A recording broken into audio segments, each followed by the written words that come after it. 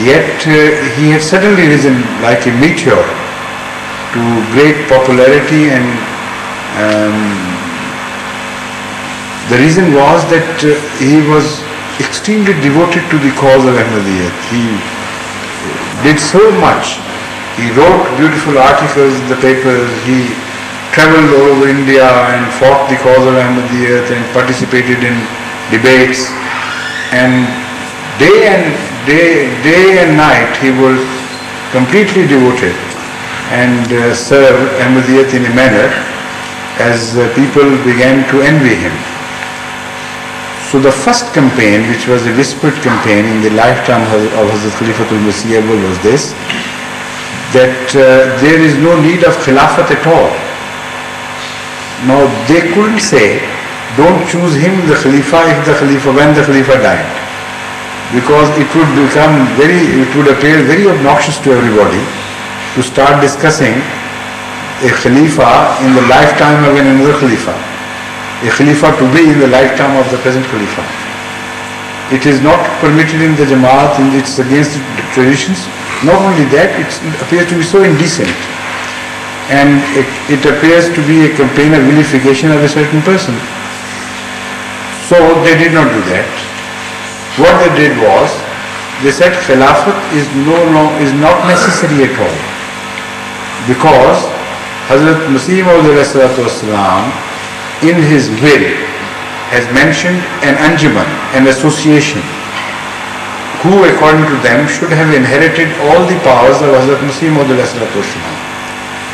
and should have after his death taken over the affairs of the Jamaat in their collective hands. And also they argue that it was the age of democracy, so no longer a Khalifa is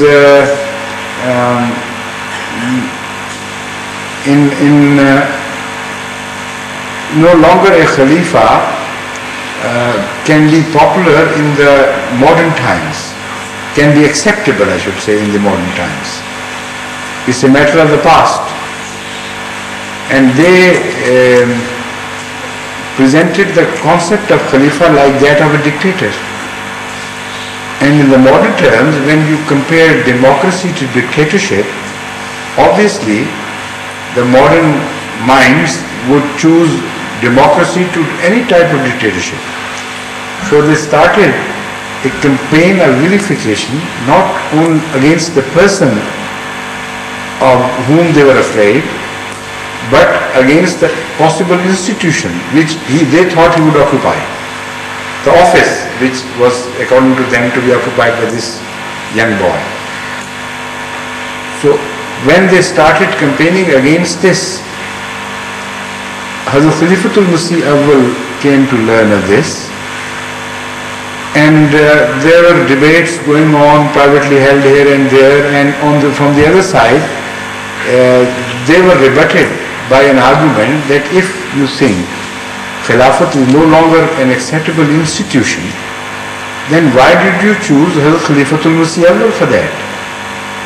In the first place, if this office has become obsolete, then no need, no justification for any Khalifa whatsoever. So they said, yes, we have jointly as an anjuman handed over our rights to him temporarily. Although we inherit as the central organizational body the rights of Hazrat Masih Maud collectively, yet of volition, we have a right to give those rights temporarily to somebody else. So this Khalifa is not a Khalifa in his right. There is no Khilafat. This is a Khalifa of our making. We inherited the rights, so we chose to hand over the rights to a Khalifa, particularly because of his very special piety. So we thought it's all right, let him discharge our duties for a while. After his death, they will return to Anjuman Ahmadiyya, so it's okay. That was the stance taken by them. When this stance was related to Hazrat Khalifatul Masih Awwal, he was so angry that never in his life he was so angry, either before or after.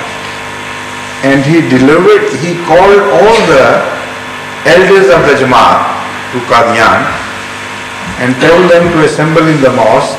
There he said he would deliver a very special sermon on certain things. If you read that sermon, then you will understand how he thought about these people. He said, you think that Anjuman has made me Khalifa?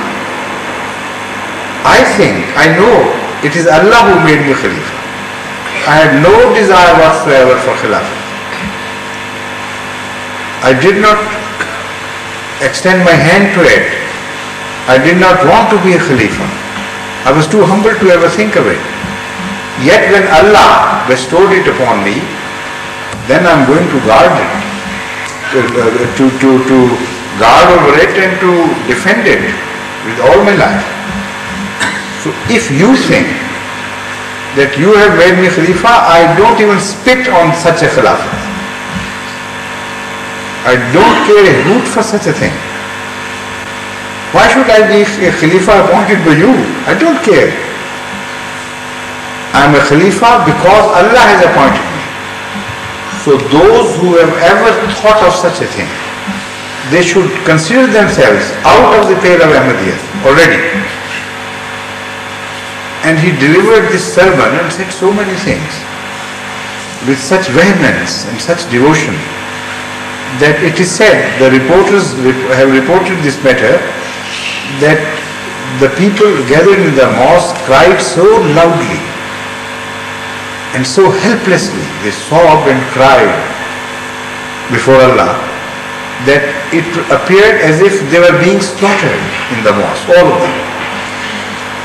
And they repented and they offered, and when Hazrat Khalifatul Masih Awwal in the end of this sermon said, I don't consider such people Ahmadis at all. So if you want to become an Ahmadi, have your initiation repeated at my hands again. So then all of them got initiated at his hands and said that we were wrong, forgive us. And yet after a year or two, when he died, they raised this question again. This is how the split took place. This is why they revolted against the institution of Khilafat.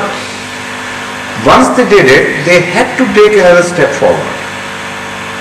It was an essential corollary of this stance that they should have done away with the institution of prophethood, that is the subordinate prophethood to Muhammad sallallahu alaihi wasallam. Why? Because Khilafat is essentially related to Nabuwat, that is prophethood.